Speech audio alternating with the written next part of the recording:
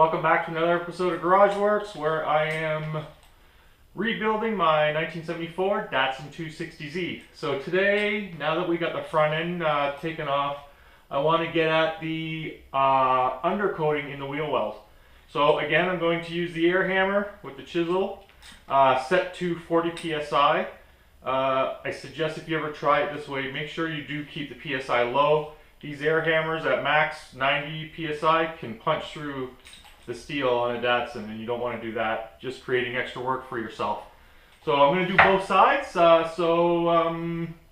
time-lapse video.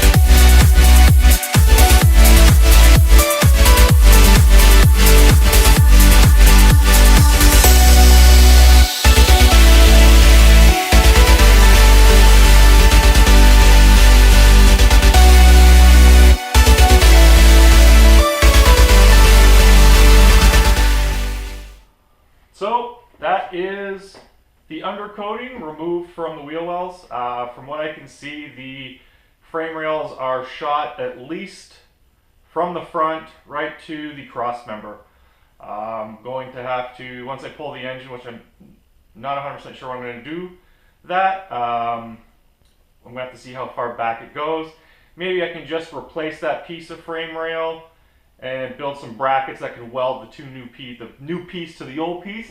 I'll have to see once I get in there, but unfortunately, yeah, the frame and of course the wheel well up in that area will all need to be replaced. There are a few holes here and there, as well as some previous repairs that were just tacked in with a couple spots. On the driver's side especially, the frame rail that goes from the firewall under the car, it's actually started to separate from the wheel well, and I've actually grabbed the frame rail and twisted a bit. I don't know how long they drove the car like that. The car doesn't seem twisted. I've tried to do measurements as much as I can just to see if there's any twisting. It's on all four jack stands. It's sitting nice. I don't see an issue. Hopefully I can just put my new frame rail under there when the time comes, jack everything up so it's nice and snug, and then weld in my new wheel well area and all that stuff and keep it nice and strong. So we'll see when we get to that part. We're still a little bit away. There was a bit of rust. There was a rust hole in the support beam that runs along above the wheel well. So I figure I'm going to give that a try welding. I did, and you'll see how it looks. Yeah, practice makes perfect, I guess. Check it out.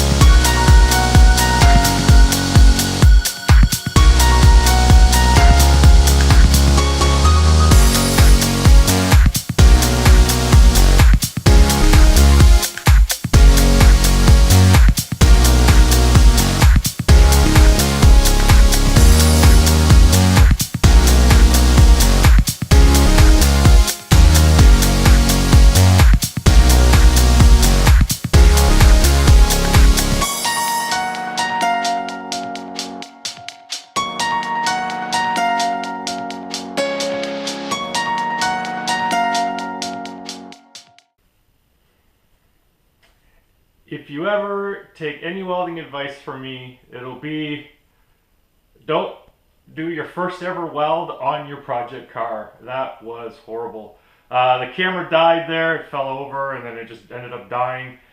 I kept going, and here's a picture. It is horrible. Boogers galore. I am, and I've already started practicing off the car just to understand the MIG welder, the settings, playing around, crank it up full on the wire feed, crank it down, see how it reacts, so that way going forward when I start to see those oddities, I can adjust the MIG and fix it.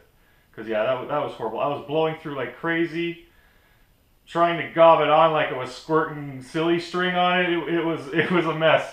So again, yes, I am, like I said, this is first time for me for a lot of stuff. So I'll be doing a bit more test pieces just to get understanding. Also, I'm using the flux core. I'm not using full MIG with argon or anything. I haven't purchased that yet. That's like another $300-400 bucks. And the stuff I'm doing is going to be hidden under undercoating right now, and I'll probably still do the floor pans and stuff with the flux core. And again, you can grind those down. It's going to be hidden by padding and carpet, so that stuff I don't care about not using the full-on MIG. If I get to bodywork where I'm going to have to weld, then yes, very much MIG is a lot cleaner, a lot less cleanup, which you want, especially on body panels, because you want that nice smooth look, and you don't want to have to grind the crap out of it. So that's it for this video. More training on the MIG is what's up next for me. But in regards to videos, I think I'm going to clean up the engine bay, basically get the engine completely disconnected from the car. I don't know when I'm going to pull it, and it might just be a spur of the moment thing, so I want to have it ready that I can have some guys come over, throw in the cherry picker, and pop the engine out. So please remember to like and subscribe, and we'll see you next time. Thanks a lot, guys. Bye.